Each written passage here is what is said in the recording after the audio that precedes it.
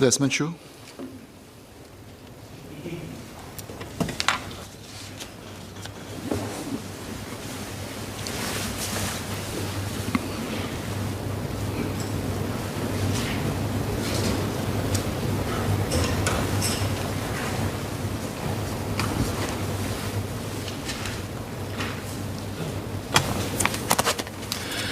Mr. Speaker, with your permission, I'd like to take questions 18 to 34 together.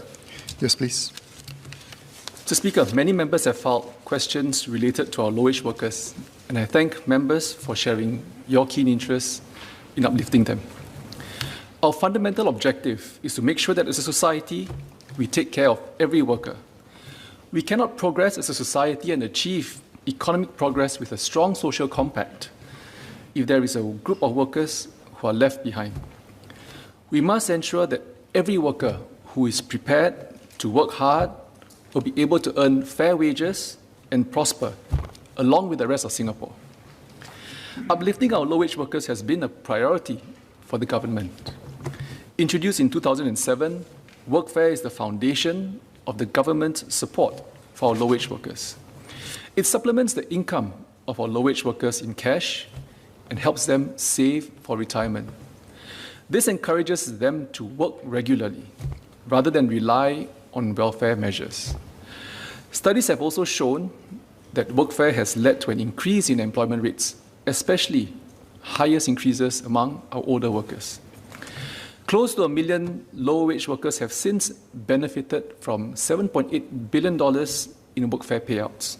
Workfare also supports our low-wage workers to upskill themselves, increase their productivity, find better jobs, and earn higher wages. Another $600 million has been paid out to employers and workers through the Workfare Skill Support Scheme to enhance their skills and employability.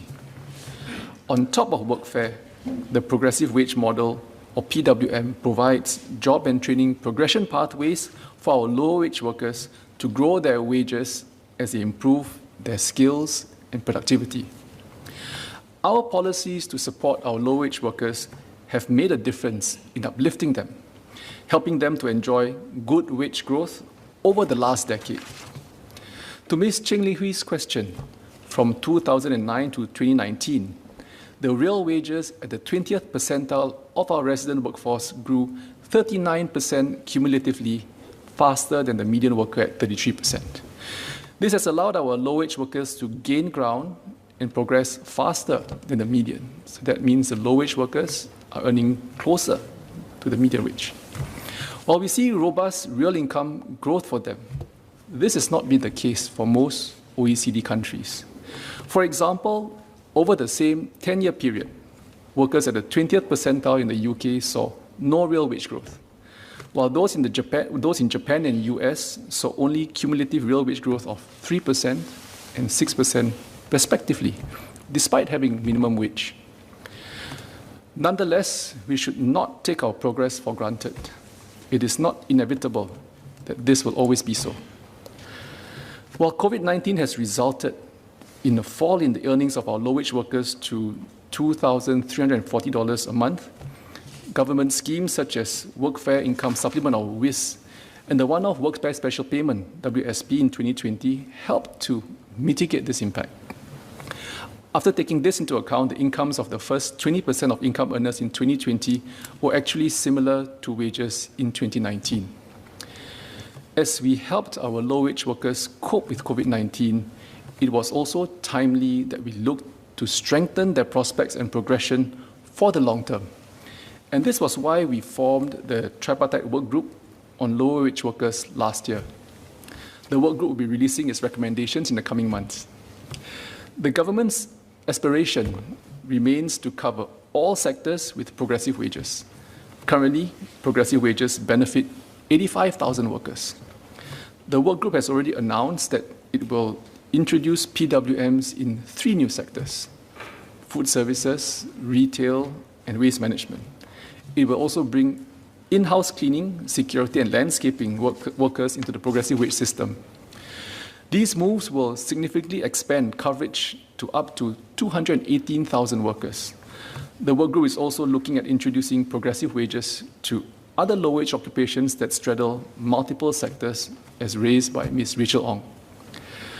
Agreeing which sectors should start the PWM is just the first step.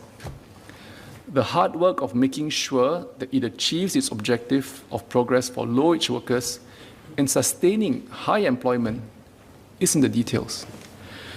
These are carefully negotiated by the tripartite partners. When it was first introduced in 2012, the mindsets of employees and service buyers were different. Much effort went into getting their support and their buy-in.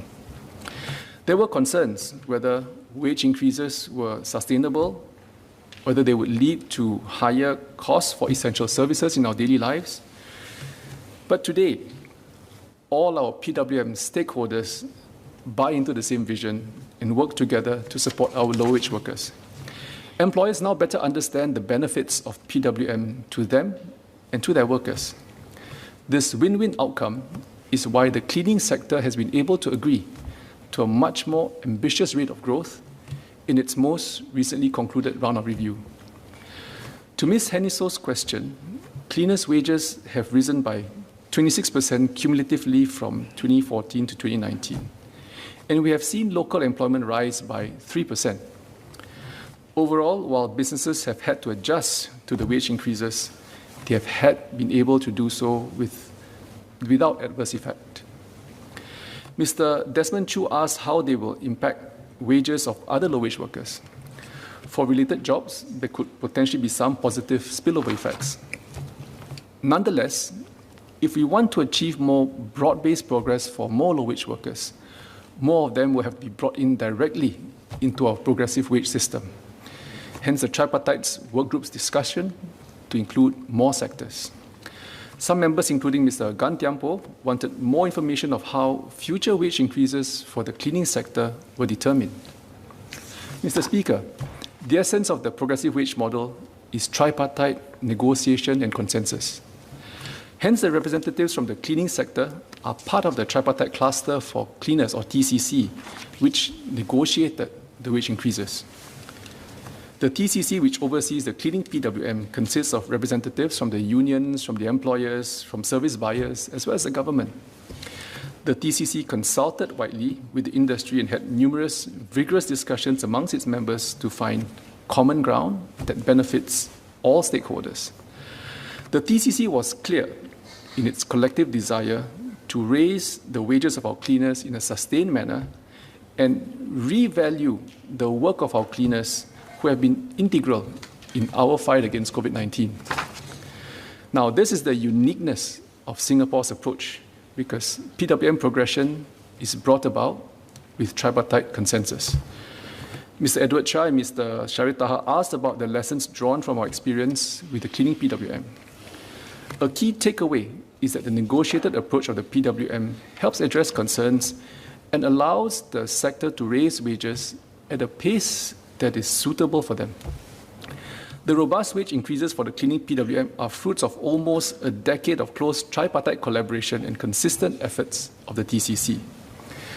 Now, the TCC has learned over time to harness the PWM design to benefit their workers and the sector.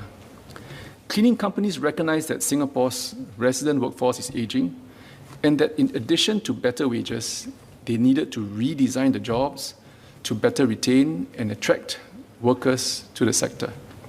Their support also assures us that the wage increases are sustainable. Through negotiation, the PWM allows stakeholders to take sector-specific circumstances into account. Now, one example is the 6-year wage schedule, as highlighted by Ms. Yeo Wan Ling. The TCC did so to provide employees and service providers with clarity for long-term planning. Cleaning firms can price in the wage increases in their multi-year contracts with service buyers. There is also a midpoint review so that the TCC can ensure that the wage increases remain sustainable. This pandemic has showed us how the PWM approach is superior to a blunt minimum wage. The sectoral approach has enabled us to advance PWM for cleaners, as well as other sectors that are able to adjust to PWM progressions in the short term. A blunt minimum wage may not have been able to achieve consensus or as ambitious a wage growth.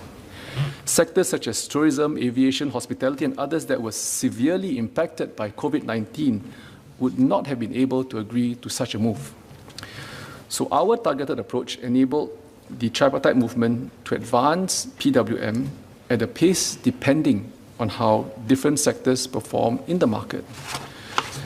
The tripartite clusters for the new sectors such as food services and retail will similarly take into account market conditions and what each sector can manage as they recover from the economic impact of the COVID-19 pandemic. Mr. Yip Hon Wing would be happy to know that these sectors are making good headway in developing their PWMs. Notwithstanding the challenging economic conditions, they are committed to submitting their recommendations before the end of the year.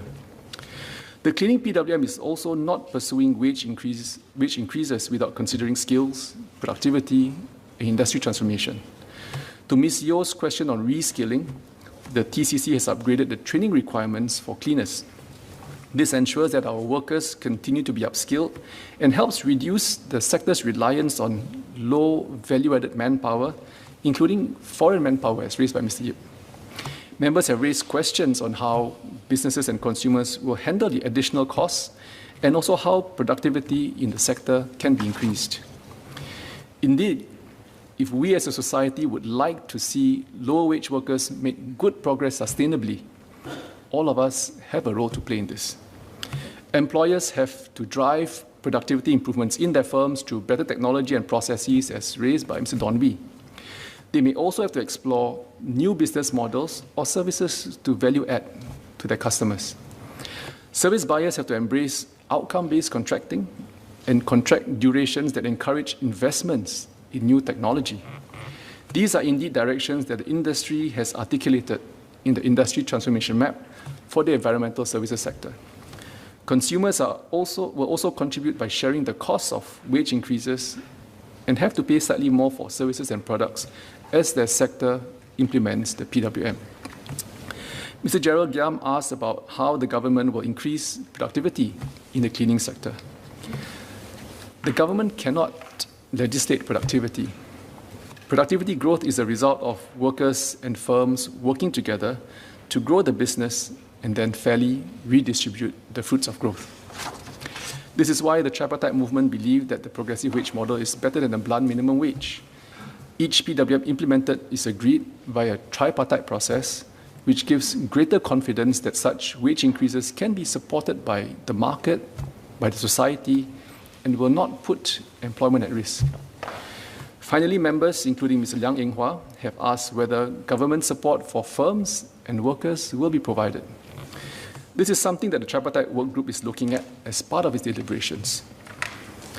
So MOM has been reviewing and enhancing workfare with significant improvements made recently in 2017 and 2020. At each review, the wage growth of our low-wage workers has been taken into consideration and qualifying criteria adjusted accordingly. The government will continue to review workfare regularly to ensure that low-wage workers remain adequately supported. The government and tripartite partners are working closely together to make progressive wages a reality for all sectors of our economy sooner rather than later. So I urge this House and all Singaporeans to support our low-wage workers. Sir Wucha.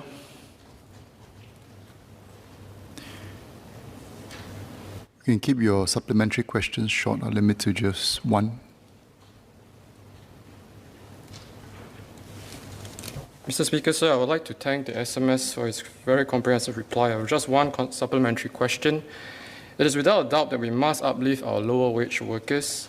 At the same time, I am concerned on the impact on our smaller businesses. What can be done to assist our smaller businesses in business transformation to cope as an employer and as a service buyer? Thank you.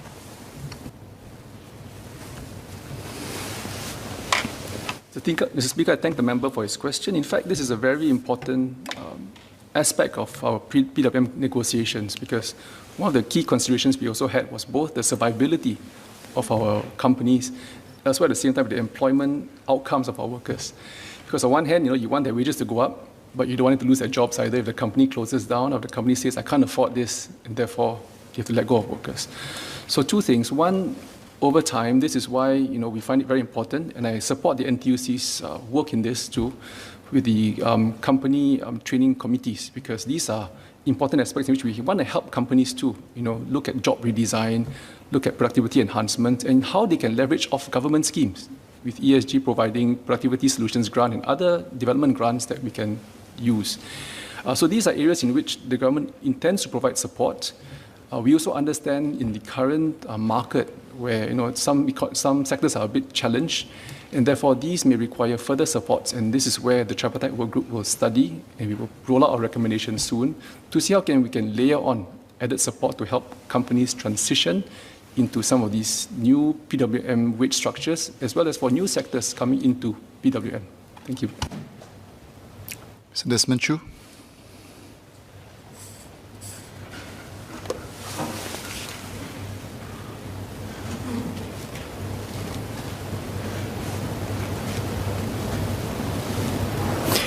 Mr. Speaker, I'd like to thank Senior Minister of State for his very comprehensive reply.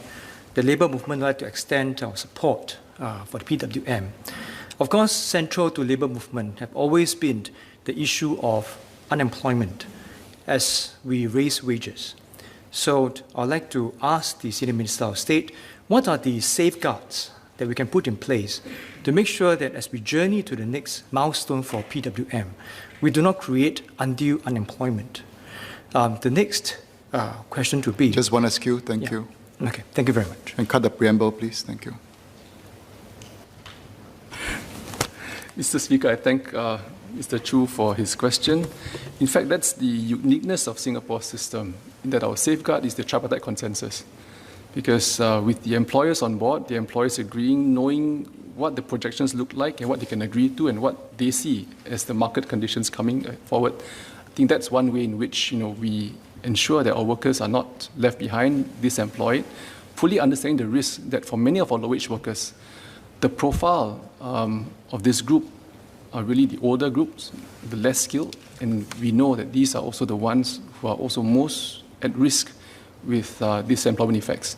So on one hand, I think this is where tripartite consensus will have to move ahead as we embark on putting more sectors on board. And that's why we've been talking to companies, employers, to see how this will impact them and how their views are in the way forward and the years ahead, and whether they can absorb some of these wage increases and how much we can pass on to consumers. And also, with this, I also want to say that consumers too have their part to play in terms of supporting these initiatives and efforts to pay more for services and products to support our low-wage workers too. Thank you. Mr. Jarogiam.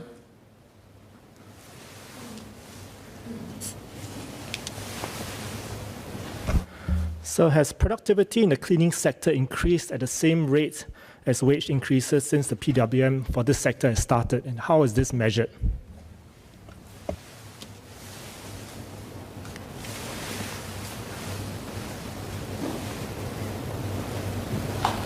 So again, I don't have the figures for productivity with me, but I think it's important to also look at productivity from both the fact that we did not see disemployment in the years where PWM has been implemented. I think it's key.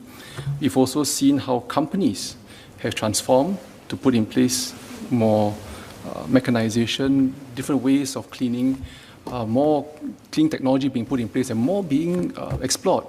So I know the NTUC and the cleaning sectors are also working to see how they can improve not just the conditions, the conditions of work, but also the methods in which we redesign our cleaning sector.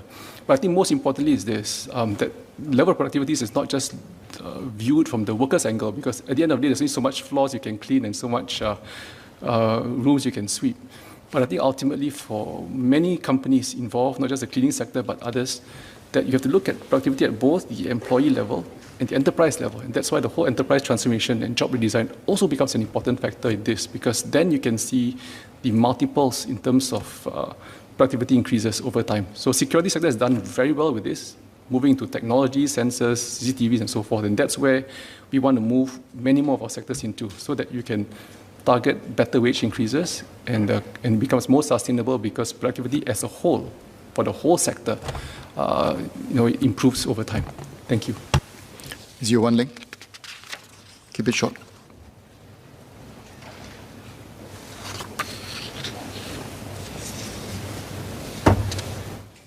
In the planning for the rollout of the progressive wage model, does the ministry take into account job types that may become obsolete or face disruptions in the next 5 to 10 years? In such circumstances, what are the measures that the ministry would take to ensure that the livelihoods of our workers, particularly those in the lower paying tiers, are not affected?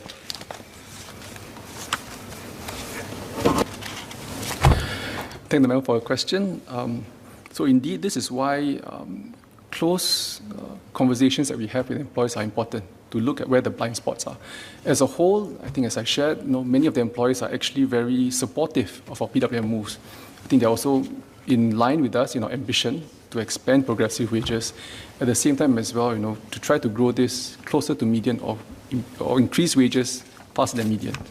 So this is something that we want to work on with employers, but at the same time as well, it's inevitable that even without PWM, you might find, because of industry transformation, certain jobs going obsolete.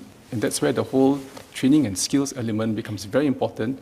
And we have to work with both the unions, the trade associations, and all our stakeholders to see how we can better improve the job scope as well as the job redesign to help workers transition. And I think more importantly is this, as wages go up, workers must also do their part to train, upskill, become relevant, and address some of these new opportunities that come by. So yes, with or without PWM, there may be transformations within each sector, but we've got to look at it quite closely. But ultimately, we will do our best to be the catch-all too if there are any displaced, to try to match them and move them into sectors that will absorb. But overall, for as long as we keep our labour policies tight, or keep our economy growing, then we can continue to create more jobs and more opportunities for everyone.